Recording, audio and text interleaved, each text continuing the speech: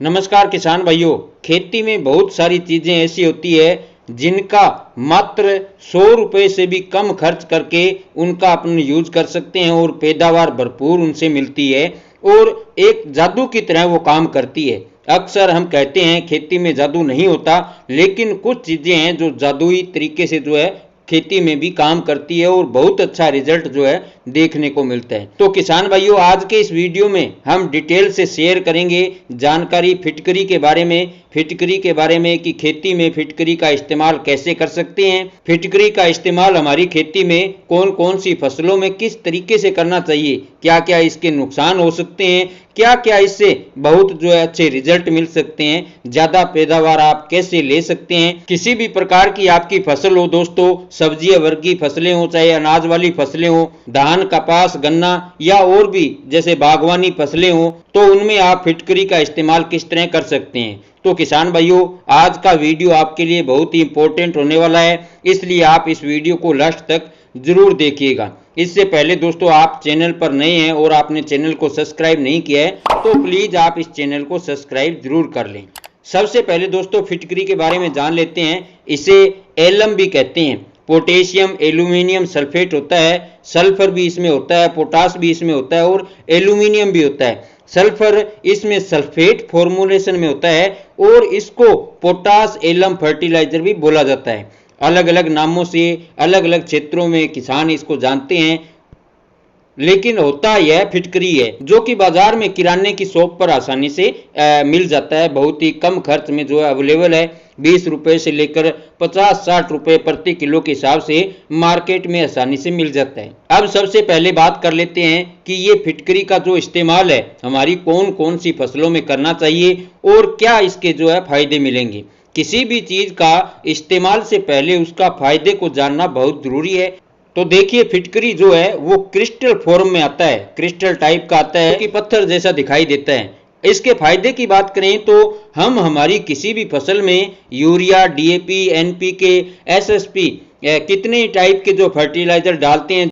तो दोस्तों, ये जो फर्टिलाइजर अपन फसलों में डालते हैं, ये सारा फर्टिलाइजर अपनी फसलों को नहीं मिल पाता है। लगभग 20 से 30% या 40% ही फर्टिलाइजर अपने खेत में डालते हैं वो फसलों को मिल पाता है या फसलों के काम में आता है। बाकी जो बचा हुआ सारा फर्टिलाइजर होता है वो जमीन के अंदर फिक्स हो जाता है, मिट्टी के अंदर फिक्स हो जाता है। और अगर हमारी जो खेत की मिट्टी है उसका पीएच बहुत ज्यादा है, तो उस कंडीशन में जो फर्टिलाइजर अपन डाल रहे हैं वो 20% से भी कम अपनी फसलों को मिल पाता है। ऐसे में क्या होता है किसान भाइयों, हम कई तरह के फर्टिलाइजर अपने खेत में डाल रहे हैं, लेकिन उसके बावजूद भी हमें अच्छा रिजल्ट खेती में नहीं मिल रहा होता है। और उसका कारण यही है कि वो जो फर्टिलाइजर होते हैं वो हमारी खेत की मिट्टी में फिक्स हो जाते हैं, पौधे उनको ले नहीं पाते, अपटेक नहीं कर पाते। इसकी वजह से हमें खेती में अच्छा रिजल्ट नहीं मिल पाता है। और इस समस्या के लिए किसान भाइयों सबसे बेस्ट है फिटकरी। कम खर्चे में आप मिट्टी के पीएच को बैलेंस करने के लिए इस्तेमाल इसका कर सकते हैं, ताकि जो पोषक तत्व है वो सही तरीके से और आसानी से पौधे अपटेक कर सकें। उसके लिए जो अपन महंगे महंगे फर्टिलाइजर डाल रहे हैं उनका इस्तेमाल हमारी फसलों में अच्छे से हो सके।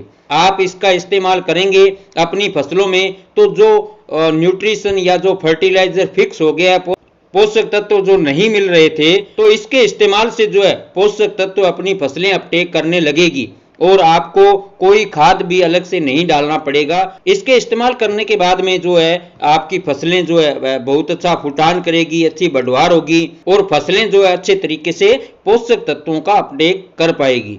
पीएच अगर ज्यादा है तो पीएच को भी ये कम करता है। एल्यूमिनियम होता है इसमें, एल्यूमिनियम पीएच को बहुत ही कम करता है और फटाफट करता है। ये इसका एक तरह से प्लस पॉइंट है, जिसकी वजह से पीएच कम होता है। तो पीएच बैलेंस होगा और पीएच बैलेंस होगा तो न्यूट्रिशन का अपटेक ज्यादा होगा, जिसकी वजह से आपकी फसलें ज्यादा स्वस्थ हरी भरी होगी। फसल में कल्ले ज्यादा निकलेंगे, फ्लोवरिंग स्टेज पर, फ्रूटिंग स्टेज पर ज्यादा फुटाव, ज्यादा फ्लोवर से ज्यादा फल फूल आएंगे, ज्यादा पैदावार आपको देखने को मिलेगी और खर्चा भी ज्यादा नहीं आएगा। अब दोस्तों बात करते हैं कि इसमें सल्फर आता है सल्फेट फॉर्मुलेशन में। तो यह जैसे कि अपनी फसलों के अंदर जड़गलन की समस्या आती है। धान की अगर अपने बात करें तो जो पानी का भराव ज़्यादा होता है और उस वजह से जो है कई तरह के फंगस जनित रोग भी जो है धान की फसल में देखने को मिलते हैं। तो फिटकरी के अंदर जो सल्फर होता है सल्फेट फॉर्मुलेशन में, उसकी वजह से जो है ये फंगस जनित बीमारियां हैं वो भी कंट्रोल होगी।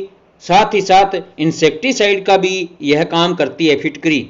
कई तरीके के जो कीट होते हैं जैसे कि दीमक की समस्या बहुत ज़्यादा देखने को मिलती है, तो सभी प्रकार की फसलों में फिटकरी की वजह से जो दीमक है वो फसलों से दूर चली जाएगी। दीमक के अलावा खेत की मिट्टी में जो है अलग तरह के कई प्रकार के जो है कीड़े होते हैं जैसे सफ़ेद लट वगैरह होती है, उनको भी यह कंट्रोल करता है। साथ ही साथ जो है फसल में जैसे एफिड है, जैसिड है, मिलीबग है, व्हाइट फ्लाई है, जो रस चूसने वाले कीट होते हैं उनको भी यह कंट्रोल करने का काम करता है।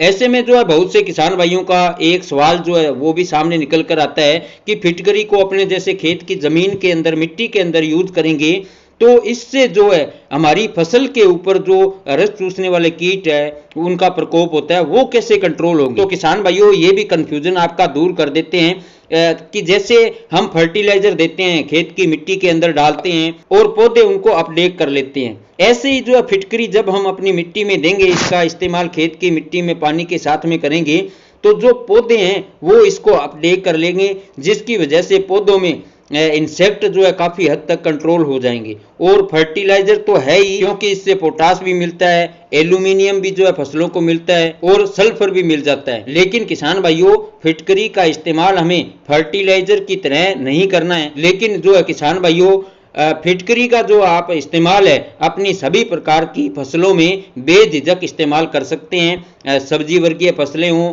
मिर्च, टमाटर, प्याज इत्यादि फसलों में इस्तेमाल यानी कि लगभग सभी प्रकार की सब्जी वर्गीय फसलें हों, कंद वाली सब्जी हों, मूली, गाजर वगैरह, तो इन सभी सब्जी वर्गीय फसलों के अलावा आप हर प्रकार की फसल, चाहे वो बागवानी फसल हो, अनाज वाली फसल हो, सब्जी वर्गीय फसल हो, सभी प्रकार की फसलों में आप जो है फिटकरी का इस्तेमाल कर सकते हैं। अब दोस्तों बात आती है कि फिटकरी का इस्तेमाल हमें कैसे करना चाहिए, क्योंकि किसान भाइयों इसके इस्तेमाल का जो तरीका है वो सही से आपको मालूम नहीं है। गलत तरीके से आप इसका इस्तेमाल करेंगे तो इससे जो है फायदे की जगह नुकसान भी उठाना पड़ सकता है।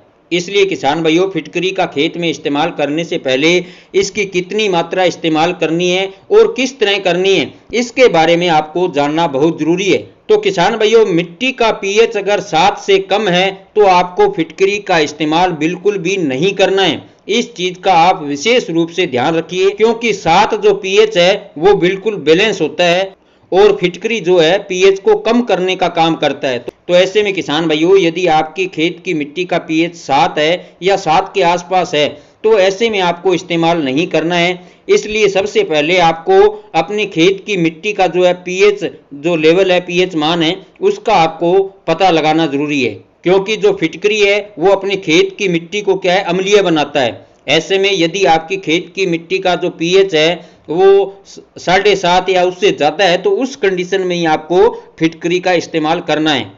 अब बात आती है कि हमें कितनी मात्रा में इसको डालना है। ऐसे में किसान भाइयों यदि आपकी खेत की मिट्टी का पीएच जो है 7 से 7.5 के बीच में है तो आप 1 से 1.5 किलोग्राम प्रति एकड़ के हिसाब से फिटकरी का इस्तेमाल आप कर सकते हैं। और यदि जो पीएच है वो 7.5 से ज्यादा है यानी कि 8 के आसपास है या 8.5 है तो उस कंडीशन में आप क्या है 2 किलोग्राम प्रति एकड़ के हिसाब से फिटकरी का इस्तेमाल कर सकते हैं। अब बात आती है कि फिटकरी का इस्तेमाल हमें खेत में किस तरह से करना है। तो किसान भाइयों पहली बात तो ये है कि फिटकरी का इस्तेमाल हमें कभी भी जो है फसलों के ऊपर स्प्रे के रूप में नहीं करना है, क्योंकि इसका जो नेचर होता है वो एसिडिक होता है और उसकी वजह से जो फसल की जो पत्तियां हैं अगर अपने पत्तियों के ऊपर छिड़काव करेंगे तो जो पत्तियां हैं वो एकदम से क्या है झुलस जाएगी। इसलिए किसान भाइयों इसके इस्तेमाल का जो बेस्ट तरीका है वो है कि हमें जो खेत में हम पानी दे रहे हैं उसके साथ में अपन को चलाना है। यदि आप ड्रिप के साथ चलाते हैं तो बहुत ही अच्छी बात है, और यदि आप जो है फ्लड इरिगेशन कर रहे हैं यानी कि खुला पानी दे रहे हैं अपने खेत में तो उस कंडीशन में जो खेत में जहाँ से पानी आ रहा है नाले के अंदर आप जो है फिटकरी थोड़ी थोड़ी घोल कर चला सकते हैं। इसके लिए आप फिटकरी को क्या करें कि किसी नेट वाले कपड़े के अंदर जो है डाल करके उस नाले के अंदर रख दें और वो धीरे धीरे वो जो पानी जो आ रहा है उसके अंदर फिटकरी धीरे धीरे घुलकर अपने खेत के अंदर चली जाएगी। यानी कि किसान भाइयों हमें स्प्रे नहीं करना है, जो पानी अपने दे रहे हैं जमीन के अंदर खेत के अंदर उस पानी के साथ में अपने इसको चलाना है। अब किसान भाइयों बात आती है कि फिटकरी का इस्तेमाल हमें ज्यादा नहीं करना है, यानी कि हमें लालच नहीं करना है एक बार पानी के साथ में दे दिया तो फिर अगले पानी में दे दें, ऐसा लालच नहीं करना है। यानी कि यदि आपकी जो खेत की जो पीएच है वो 7 के आसपास है, 7.5 के आसपास है, तो उस कंडीशन में जैसे आप एक बार दे दिया तो उसके बाद क्या है 2-3 महीने तक आपको इसको देने की जरूरत नहीं है। और यदि आपका पीएच ज़्यादा है तो उस कंडीशन में आप 2 महीने के बाद दे सकते हैं, नहीं तो आप क्या है 3 महीने से भी ज़्यादा जो टाइम है उसके बाद दे सकते हैं। यानी कि हमें लगातार जो बार बार इसका इस्तेमाल नहीं करना है, इस बात का भी आपको जो है विशेष ध्यान रखना है। इसके बाद अब क्या है किसान भाइयों, जैसे फिटकरी आपने यूज कर ली, यूज करने के कितने दिन बाद आपको रिजल्ट मिलना शुरू होगा। आप कहेंगे कि यूज तो हमने कर लिया और दूसरे दिन ही आप देखेंगे तो वो फसलों के अंदर जो है रिजल्ट अपन को दिखाई नहीं देगा। कम से कम 7 से 10 दिन बाद आप देखेंगे कि आपकी फसलों में इसका जो है बहुत अच्छा रिजल्ट मिलना शुरू हो जाएगा। क्योंकि किसान भाइयों खेत में ऑलरेडी अपन ने जो खाद डाल रखी है डीएपी, यूरिया, सल्फर, एसएसपी वगैरह, वो जो हमारी जमीन में बेकार पड़ी हुई है उसको ये क्या है अपने पौधों को अवेलेबल करवाएगा। तो इसमें क्या है किसान भाइयों इस प्रोसेस में लगभग 7 से 10 दिन का टाइम लग जाएगा। इसलिए किसान भाइयों यदि आप खेत में अपनी फसलों में फिटकरी का इस्तेमाल कर रहे हैं तो इन बातों का आप विशेष रूप से ध्यान रखें। पहली बात हमें मात्रा की ध्यान रखनी है, कितनी मात्रा में डालना है, जो मैंने बताया आपको 1 से 1.5 या 2 किलो तक आप इस्तेमाल कर सकते हैं, बार बार इसका इस्तेमाल नहीं करना है। और तीसरी जो सावधानी विशेष रूप से रखनी है कि हमें इसको पत्तियों के ऊपर फसलों में छिड़काव नहीं करना है, फ्लड इरिगेशन के साथ में या ड्रिप के साथ अपने इसको दे सकते हैं। और इससे क्या है हमारी फसल में 7 से 10 दिन बाद बेहतरीन रिजल्ट आपको फसलों के ऊपर देखने को मिलेगा। तो किसान भाइयों उम्मीद करते हैं आज की जानकारी से आपको फायदा मिलेगा। यदि आपको हमारी जानकारी अच्छी लगे तो वीडियो को लाइक और ज़्यादा से ज़्यादा शेयर जरूर करें। धन्यवाद।